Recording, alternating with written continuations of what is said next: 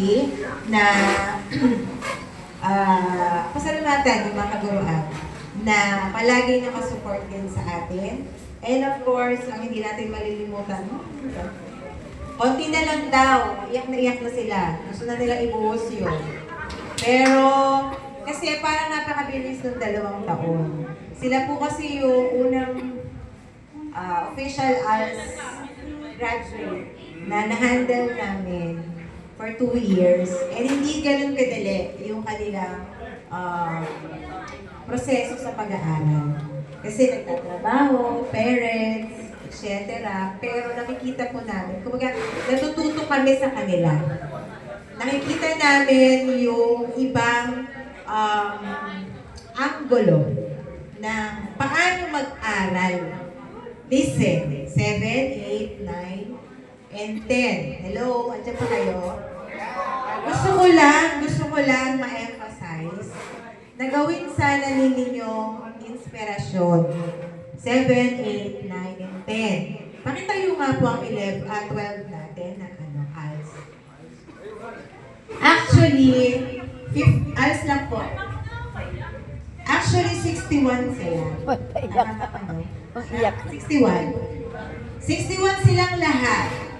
Pero yung pinaka talagang Active. tiyaga is 15 to 20 na estudyante lamang. But 7, 8, 9, and 10 makinig. Kukurating ko kayo. Opo. Tingnan nyo sila. Tingnan nyo sila.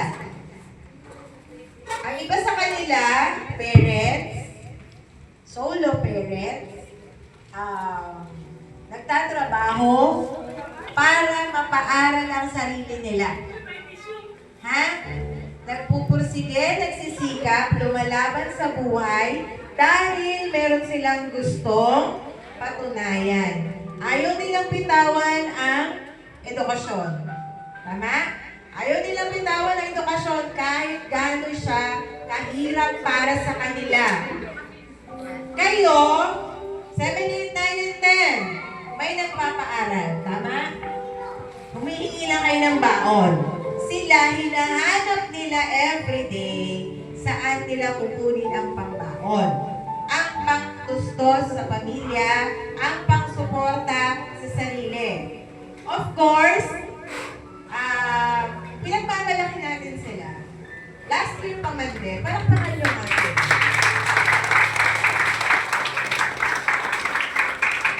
Kaya ganun na lang, siguro teachers, we can stand up there and give our appreciation.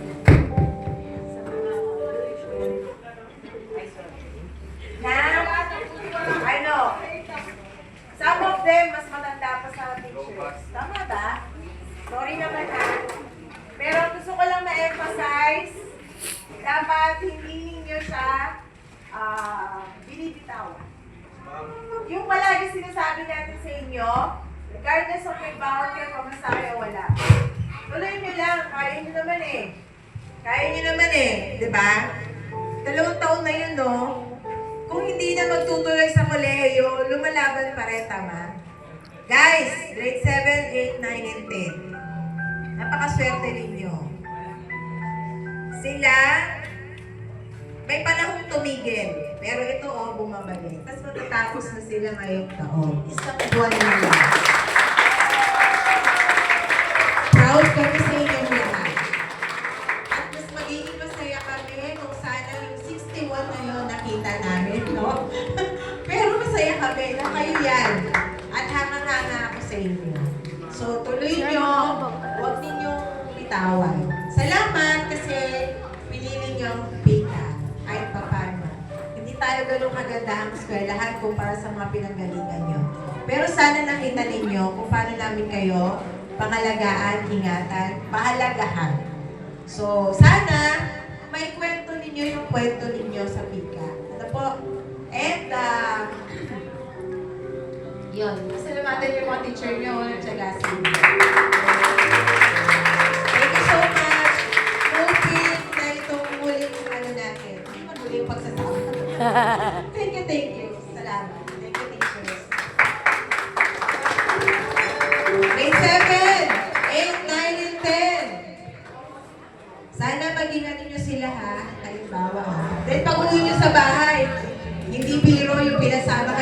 magulang niyo dito. Tama? Hindi biro. Tama ba? Okay, so pasalamatan sila pagbalik ng tahanan. Okay? Don't forget to tell your parents na you love them. Kasi nakakahiya na, malalaki na kayo. Diba?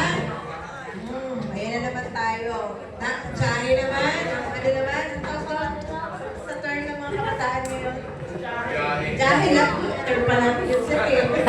Kailan ba? Award? Award na? Or ano na? Ano ba ba? So please, isang bagay na nagpapalakas sa magulang, marinig sa inyo, mahal niyo sila, and salamat. Yun lang. Okay? Hoping marami kayong natutunan today.